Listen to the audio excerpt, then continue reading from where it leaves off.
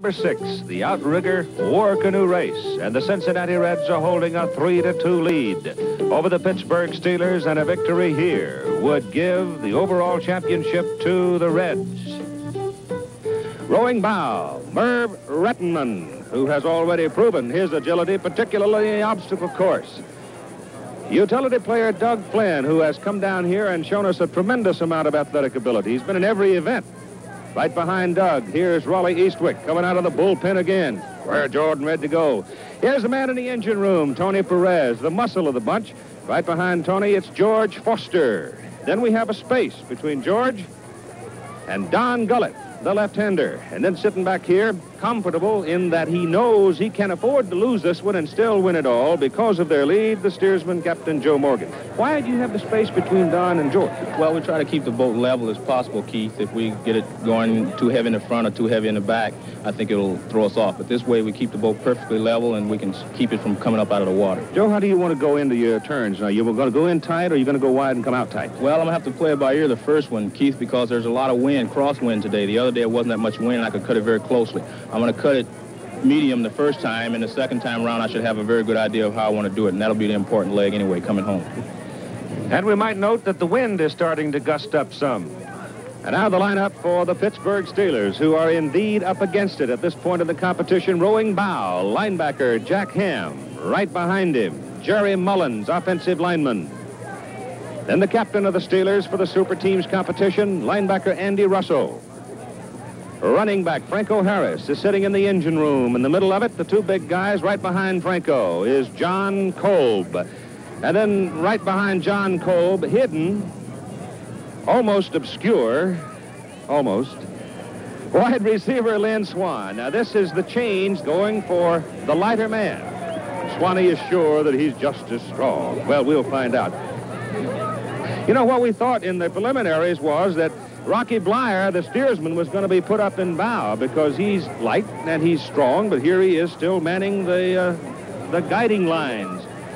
Well, Mr. Steersman, you got to do a job today. That's right, Keith. We made the change. Everybody's been talking about we have to win this one, which we do. I think it's going to come down to how we take the buoys. In our prelim, we didn't do a very good job, and that's where it's going to You want to go in tight, or you want to come out tight? We want to come from wide and make the turn tight, you know, so that we don't drift out. We don't have that much room down here. We can't drift out like we did in the preliminaries, so we got to keep it tight around the buoys and keep them. They'll do a good job because there's a whole lot of difference in that bonus money. That's right. Good luck. The difference in the money actually is $20,000 because the winner of the overall competition and championship gets $45,000 bonus, the loser $25,000. Of course, the winner of each event gets $8,000, the loser nothing.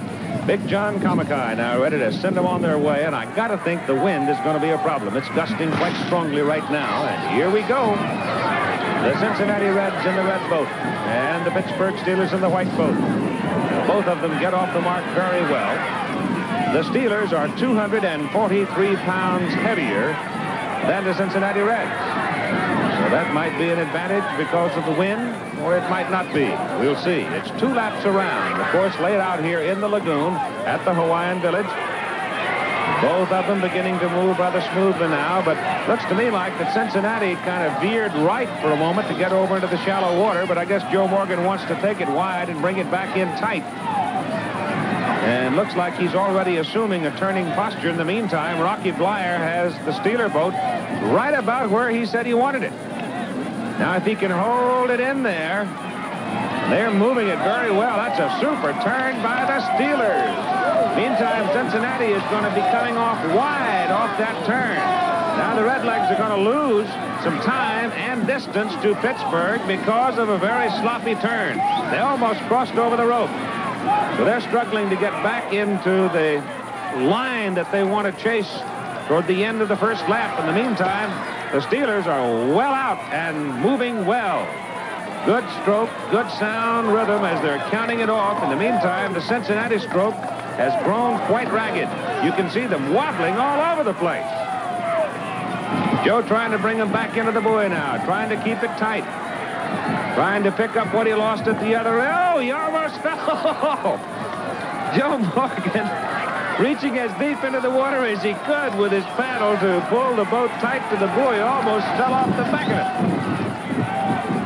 You have 6 oarsmen, 1 steersman. In the initial Super Teams competition, we had some of the Hawaiians doing the steering, the professionals. This year, they decided to let the athletes do their own steering. Right now, it's become something of a problem for the Cincinnati Reds. In the meantime, the Pittsburgh Steelers, holding at least a boat length lead, are coming in very snug to the buoy. Joe Morgan trying to reach that in and hold his crew close to the buoy, but he's not going to be able to do it. They're going to be very, very wide, and they're going over the top of the buoy. That conceivably could get a disqualified, depending on how the judges on the course would rule it. And they're crossing over the rope. They'll have to bring it back into their own side of the lagoon. There is no interference. They're just simply struggling, trying to get a line. In the meantime, they're beginning to look at the Steelers' wake, because Pittsburgh is well on the way toward the finish line.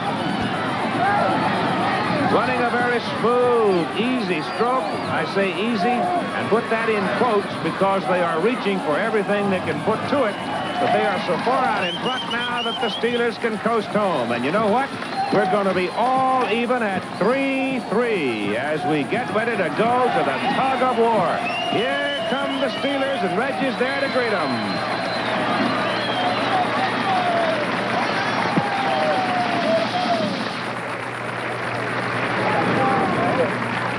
How do you feel, Jack?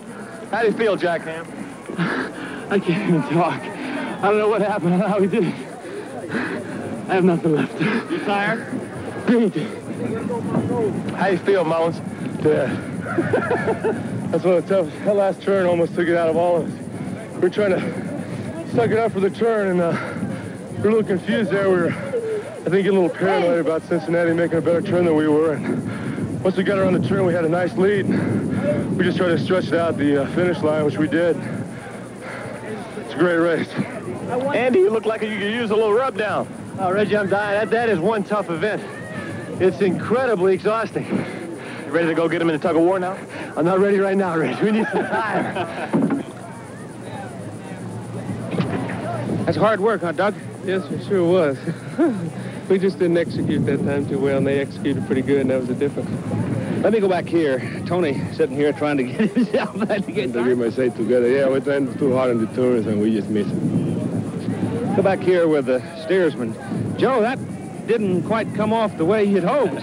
No, I made some bad turns up there, Keith. We made a change on the last leg that were pretty close to even.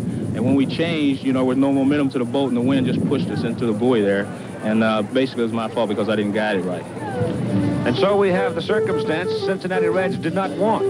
Score tied 3-3 with the tug of war, the only event remaining, and the championship right on the line.